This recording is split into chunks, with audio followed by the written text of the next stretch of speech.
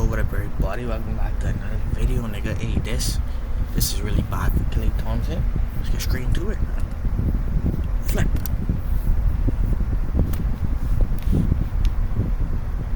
Basketball Forever ranked big threes for this coming NBA season. Number 5, Minnesota. Cat's gone, so forget that. Number 4, Bucks with Giannis, Middleton, and Dame. Then, Philly's new big 3, Embiid, PG, and Maxey. But number 2, right behind the champion Celtics, Luka, Kyrie, and Klay Thompson.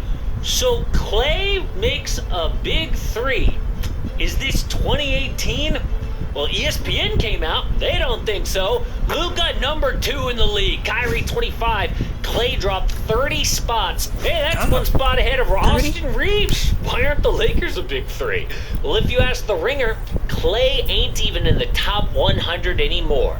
This is a problem for Klay, and it's why he left the Warriors. Klay felt disrespected. Klay ain't in the top 100 no more? For real? Is that true though?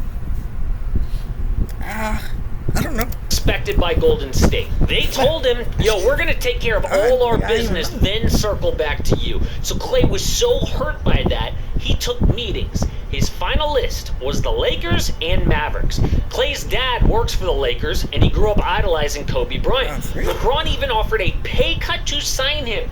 If I can't have Steph Curry, might as well get the other Splash brother. There were discussions of 4 years, $80 million. The Mavs only offered 3 for 50. So on a per year basis, that's $20 million from LA, 16.6 from Dallas. Now state tax probably evens it out, but that extra year is huge for a guy with an ACL and Achilles tear.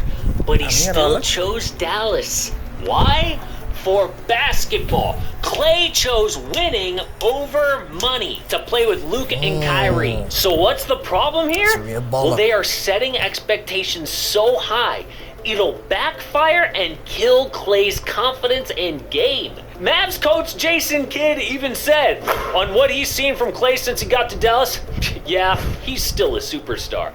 What? This is a disaster waiting to happen. A perfect example of how bad things can get with that kind of talk is 1 week before the All-Star break last year. But we are a few days away from the start of the NBA. Come to our 1,000 Tuesday at 4.5 and Underdogs available. The Warriors were struggling, so Steve Kerr stopped making lineup changes based on emotion. He needed wins. So he chose to close the game in Brooklyn with little-known Gui Santos because Klay was so bad. Dubs won, but after, Klay got brutally honest in the locker room. Is this an adjustment period for you a little bit? I mean, he's done it in a few games, obviously. Yeah. Kidding me? No problem. One of the best players. It's hard for anybody to know that. I'll be honest with you. You can see him trying to say all the right things, yeah, it's all about winning, but he's about to cry, which was actually nothing compared to what happened 5 games later. The Warriors were up 12 against the Clippers, but Kerr wasn't taking any chances. So he took Klay out with 7 minutes left, and it was obvious he was not coming back. Klay was fuming on the bench, stared off into space, thinking about whatever.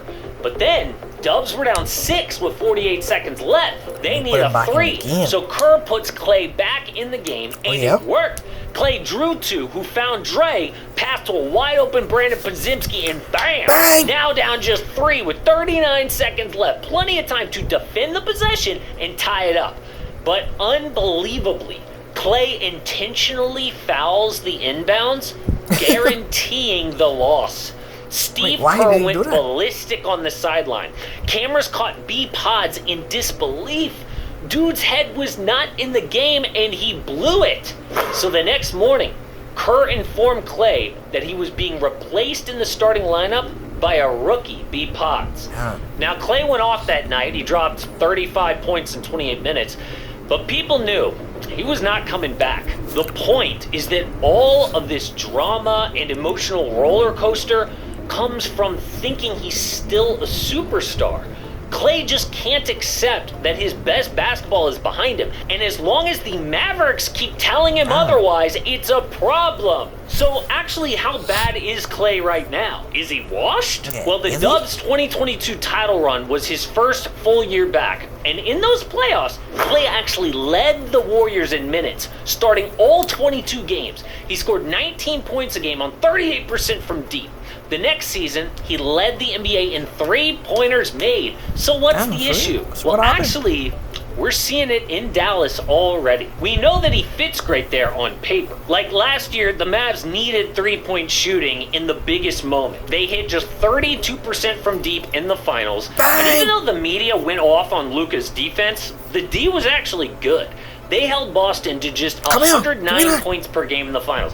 109. You don't get much better than that in the NBA. Meanwhile, Klay shot 39% from deep on 9 attempts last year. Below his career average, yes, but still elite. In fact, just 3 guys did that last season. Steph Curry, Dante DiVincenzo, and Klay. So sure enough, first preseason game. It's kind of crazy that Tatum was on the Warriors. Damn. Klay ain't even on the Warriors no more. Damn, that's actually kind of crazy.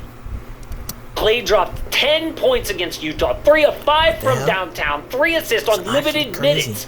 But next game, 0 for 9 from the field, 0 points. He was not explosive, couldn't separate himself on shots, got chased down, blocked by Nick Batum, for goodness sake. And then the next game, he was good again. But that is like what a role player does. Role players are like good one night, terrible the next night, and it's not a problem. I mean, they're not expected to be a superstar. Unless they are, then it's a problem. Like, Luka is a superstar. But as long as Klay is expected to be that, the emotional roller coaster will continue. Used to be the Warriors, now it's the Mavericks. What's the difference? And the Dubs knew this. They offered Klay 2 years, $48 million before the season, which Klay found disrespectful. Because 1 year earlier, they gave Draymond, Jordan Poole, and Wiggins double that money. Which is ironic, because Klay's last deal came in 2019.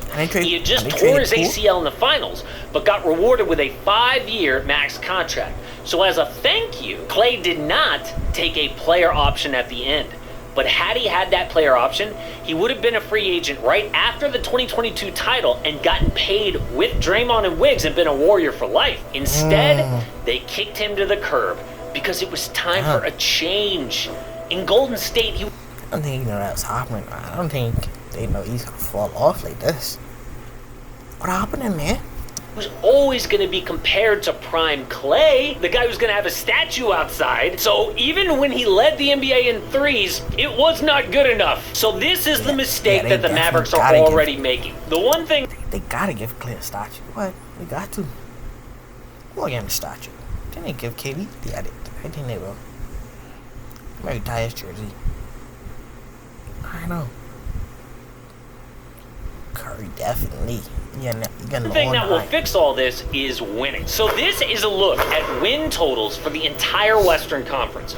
The good news is Dallas projects as a top team, one of 4 projected over 50 wins. I'd say, by the way, the bottom of the West is the Spurs, Jazz, and Blazers. The bad news is this is one of the most competitive Western Conferences we have ever seen. There is no lock that they're going to make it back. But the standard in Dallas right now is a championship, and for Klay to be a superstar.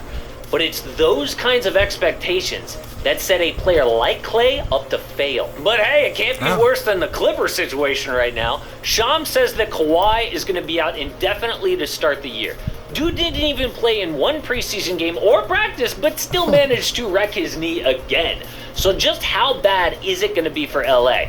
Well, James Harden says he is going to do his best impression this year of Luka Doncic.